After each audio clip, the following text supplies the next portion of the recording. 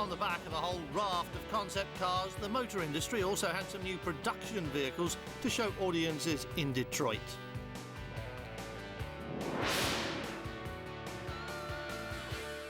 The concept car launches may be the razzmatazz end of the market, but the new product launches are the key issues, and the glamour of the auto show launches will be matched to the penny when these cars are shown at dealer conventions and launches all around the world.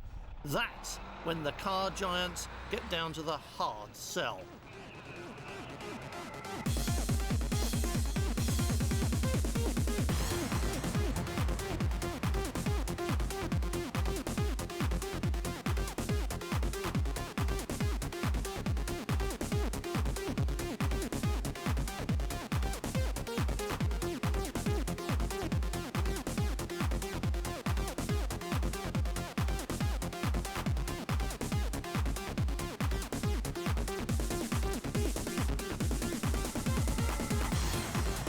Here in the heart of Detroit, it was the Japanese car makers who were selling hardest and fastest, while the domestic industry struggles. Toyota announced a 6th consecutive record annual sales performance in the USA, its strongest market incidentally, and investment plans that will see it owning 12 manufacturing plants in North America, plus an employee roster that exceeds Microsoft, Oracle and Coca-Cola put together. It also announced new model introductions, which are certain to have a major impact on future growth as well. A year ago, we saw Toyota pull the wraps off its new Matrix concept car, and in Detroit this year, we saw the production car. The small crossover SUV was destined for market in the 2003 model year, usually meaning late summer, early autumn.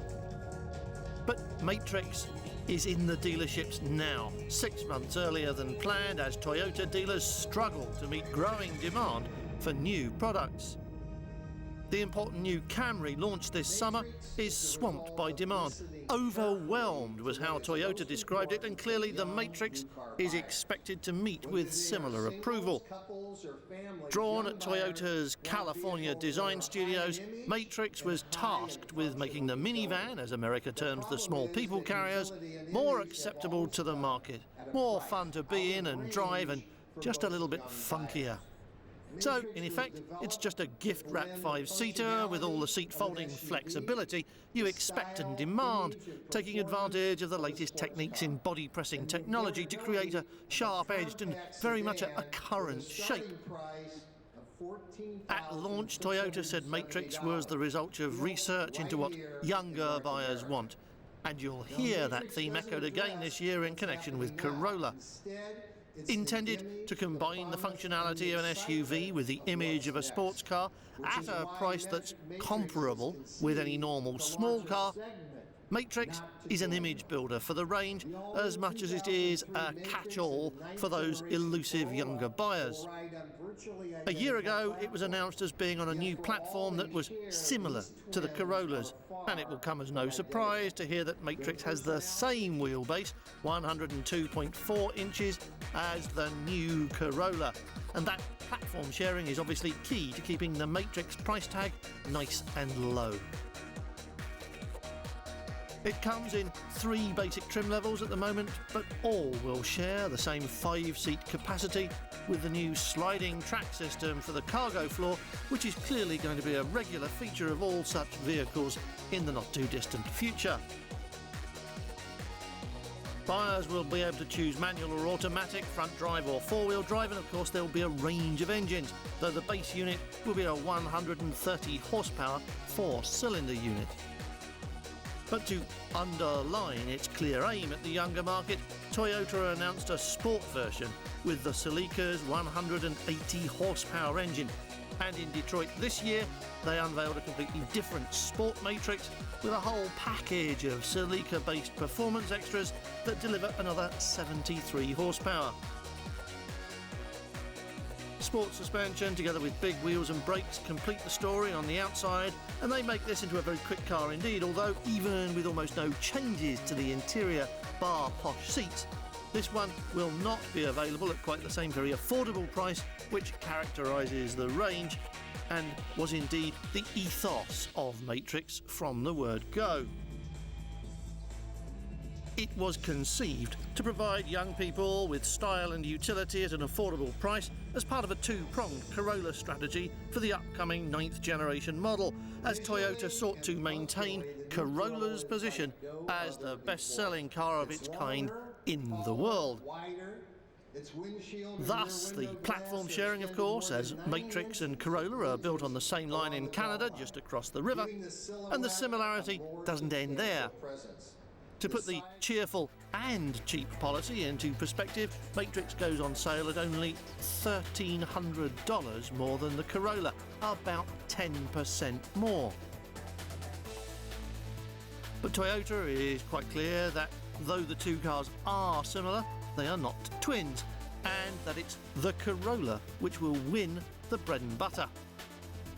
Since the first car to bear the name went on sale in 1966, the nameplate has been fixed to a staggering 25 million cars worldwide. Now, the new Corolla is tasked with selling 250,000 units a year in North America alone. In order to achieve that target, it has been given a nice new look on a slightly larger platform, more room and comfort, and all of that for less money. Almost incredibly, the new Corolla will be sold at a price which is lower than its predecessor, and this in a market segment where profits are in any case already small and where marketing incentives are an everyday practice, slashing the margins still further. It's aggressive marketing in a vital segment of the marketplace as Toyota aims to capture buyers entering the new car market for the first time and keep them loyal to the brand. New Corolla looks like a good way to do it. Cheaper, bigger and faster than its predecessor. It's prettier too. A valuable plus point in a segment where bland looks are all too easy to achieve. McPherson struts at the front and torsion bars at the rear are all fairly standard small car stuff, but they work well on Corolla, as anyone who has driven it so far seems to be very impressed with the overall effect.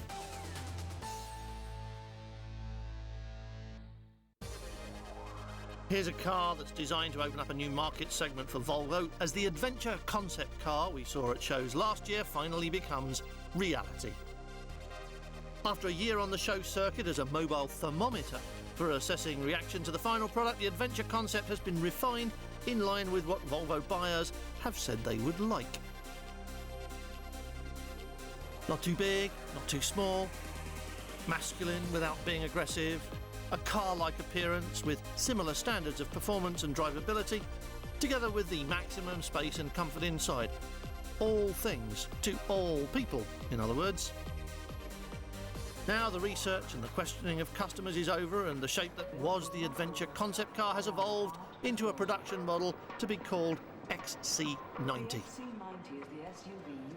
It obviously competes at a completely different end of the SUV segment to the Toyota Matrix we saw earlier.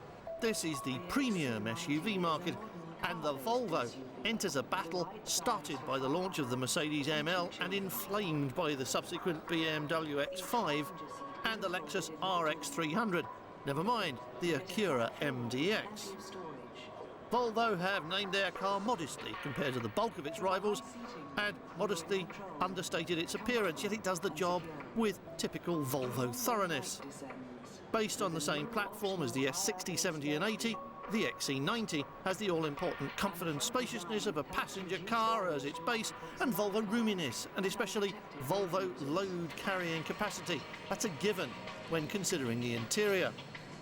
The same is true of ride comfort. The XC90 is a little higher off the ground, but its extra clearance is to provide a capacity for occasional off-roading rather than dedicated cross-country travel, essential in a car whose mission is to compete at the very top end of the market against some extremely well-equipped and some extremely well-thought-out rivals. In fact, it's a very tall order for any car. The new XC90 redefines the luxury SUV segment. We want to rewrite the rulebook, offer a unique package that no competitor can match. The XC90 will boost our sales, It will take us close to the 500,000 units per year, a milestone on the daring journey towards 600,000. However, it's all just a bit too tempting to accuse the XC90 itself of not being daring enough. Is it all a little bland, or is that being unfair to its designer and the objectives? Although this car is designed to carry 7 people, by the clever use of design, we've made it look a bit more compact than it really is. By angling the headlamps back and the tail lamps forward, the car's made to look shorter than it actually is. And by taking the tailgate forward, we've shortened the roof, all helping to make the car look more dynamic and very sporty. So what we have to ask now is whether it's man enough for the job. Of course, the real test will come on the road and, to a very much lesser extent, off it, but it's tempting to wonder if Volvo's aim isn't a little off-centre with this one. BMW defined the don't-get-it-dirty four-wheel drive market with the X5, a car that looks like a tough off-roader and yet drives like a 5 Series saloon car. Now this, from Volvo, looks like a tough road car and drives like one too. In an attempt to make the SUV pedestrian and car-friendly in accidents and to make it tough but not too aggressive, Volvo have taken what looks like it might be a very brave decision. Only time will tell if they're right.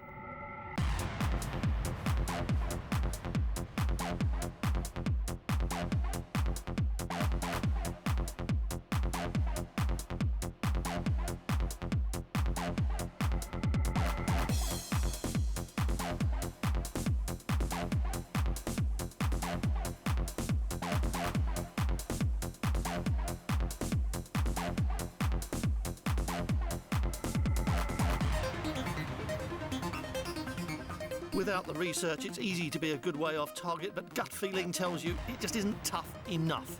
The secret of X5 is to look capable off-road and be capable on it. XC90 looks like a butch estate car, and it's difficult to believe in it as a competent rival to the ML or the Lexus either. More new cars from Detroit, actual cars that you might even want to buy, still on offer at what is quite clearly the world's biggest auto show.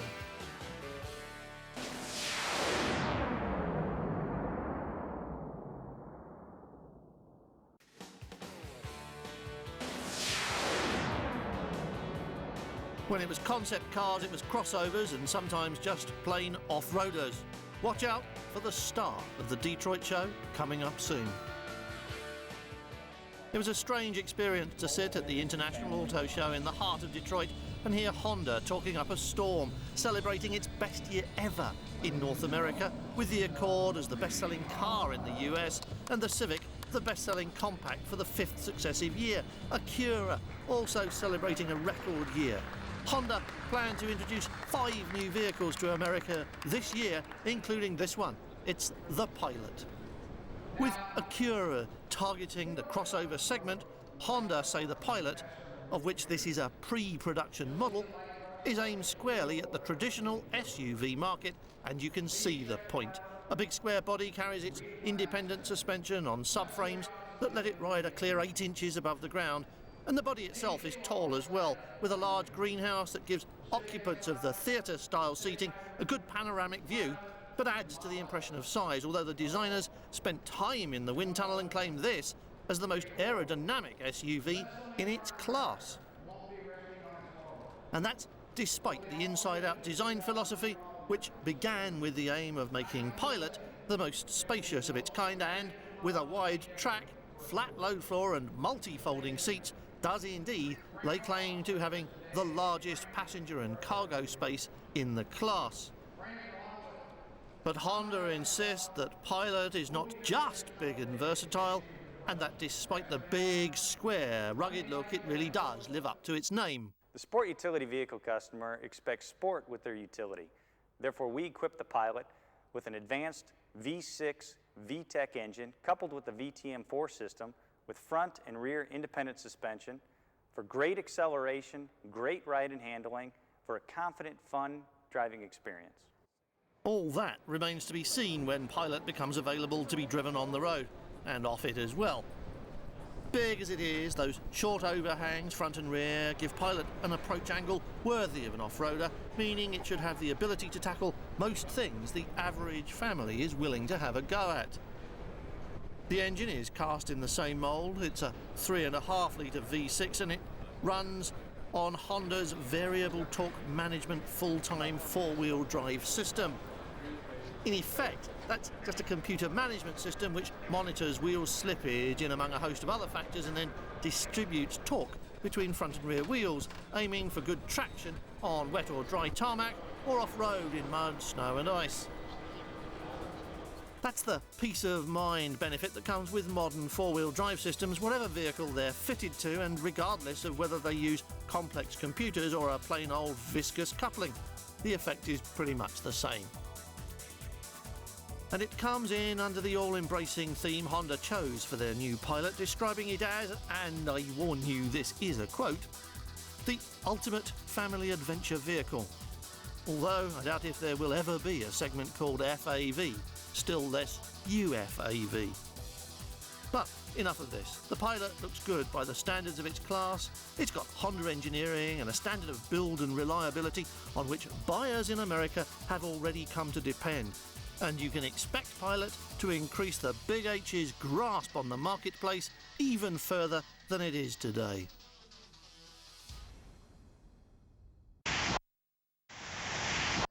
Another company celebrating good results last year, best ever US results in fact, was Subaru. Their figures boosted as the neat WRX oversold predictions by almost 100%.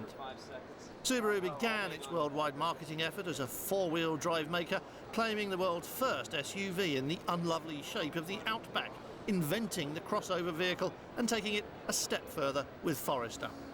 Now there's Baja, a vehicle that crosses over from the crossover segment, part car, part pickup and part SUV. It is, they say, based on the STX concept first seen in Los Angeles in 2000 and has taken 24 months to reach production. Not a long time, but then there wasn't much to do, because really it's just an Outback in disguise, complete with a 2.5 litre flat four and Subaru's well-known and very effective four-wheel drive system. Not just a pickup truck or even a crew cab pickup, Baja is different. With an opening beneath the rear window glass, Subaru has christened a switchback. Baja can accommodate more than a mountain bike. With the rear seats folded flat to make a long load floor, it has room for surfboards, windsurfers, even a small canoe. It's a good idea and it may even catch on. But a new type of vehicle? A new segment? I don't think so. But Subaru did get it right when they said it's a vehicle that defies description. Never underestimate the power of intimidation, said the Hummer advertising for the original military off-roader, which we all wanted for the urban jungle, and everyone who could afford it was queuing up to buy. Perceiving a gap in the market ideally suited to a company armed with a flawless pedigree for scary big off-road competence, Hummer present the H2, a vehicle built to an enviable design brief that few of us are brave enough to argue with. H2, we are told, is a full-size SUV with unprecedented versatility. It has immediate brand recognition as a Hummer, which was one of its mandates from the start. It's a Hummer through and through, particularly in terms of its capabilities on rough terrain, but with an air of civility and refinement previously unheard of in a vehicle with such capabilities. Take that. With its 10-foot wheelbase and almost 16 feet of overall length, plus the 6-litre V8, 9 inches of ground clearance and ladder frame chassis strong enough to go to war in, take all that to the sissies in marketing with their not too big, not too small, and see how they react. Even though it's not quite so brutal in appearance as its big brother, H2 is everything you want your SUV to be and then some. Even Hummer says its design is daring and attention-getting, and that its look and feel convey the sense of power, authority and complete control that buyers seek. The Hummer H1 has really great value points in certain areas and has challenges in others. This is a vehicle that's a little bit narrower, so your trail riding capabilities are going to be a little bit better because it's a little easier to maneuver around on the trail off-road. Obviously, that's going to benefit you on the road as well. But it's not a wimp. It's a Hummer. It's a massive vehicle. The original Hummer continues as the icon of rugged off-roading, an extremely powerful brand, say Hummer, that connects to consumers on a decidedly emotional level. We know exactly what they mean. Hummer advertising claims there's nothing like it, and who's going to argue when Hummer describes its own customers as fiercely loyal? That they should know. What's worrying the rest of us is not how loyal, but how fierce. And should we stop calling H2 the baby Hummer now, like the newspapers do? There's nothing little about this baby either. Ford call it the mighty F350, and they're not kidding. The Tonka concept truck loomed over everyone and everything in Detroit, dwarfing even Hummer. At 7 impressive feet tall, it rides a massive wheelbase of 165 inches with a rear track of almost 7 feet. Add on the dazzling yellow bodywork and the Tonka is 20 feet long and almost 8 feet wide. 3 more inches and it would need a police escort everywhere it goes. Ford designers say they enjoyed bringing a child's toy to life in the metal, and why wouldn't they? We all had fun with these when we were little, and now we can again as grown-ups. It's not a production model, but you can expect it to influence the look of Ford trucks in the future.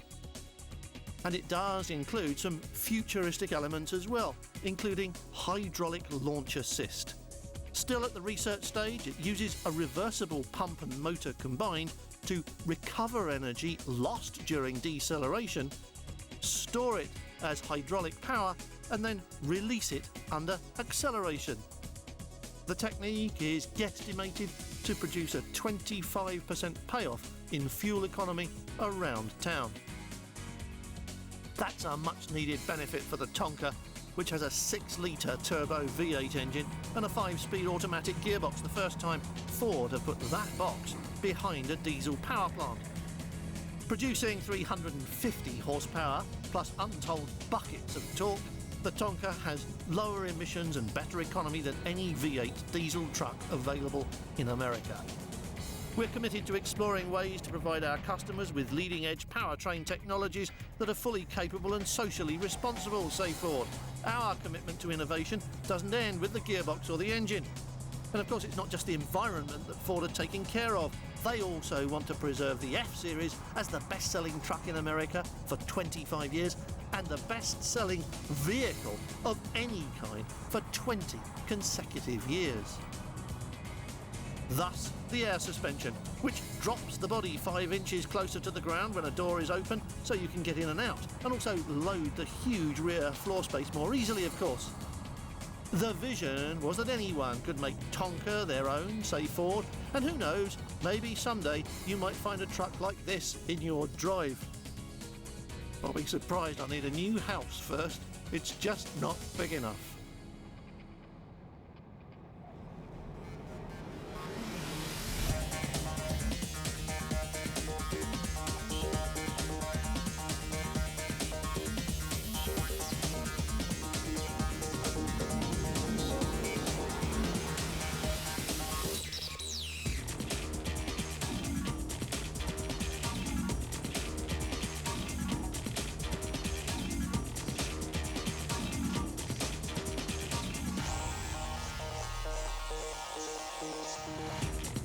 So, thanks to pickup trucks, while the Japanese are busy building factories all over North America and gearing up to build more and more small cars faster, better and cheaper than Detroit's big three can do it themselves in their own backyard, there's still a market area the domestic makers can dominate.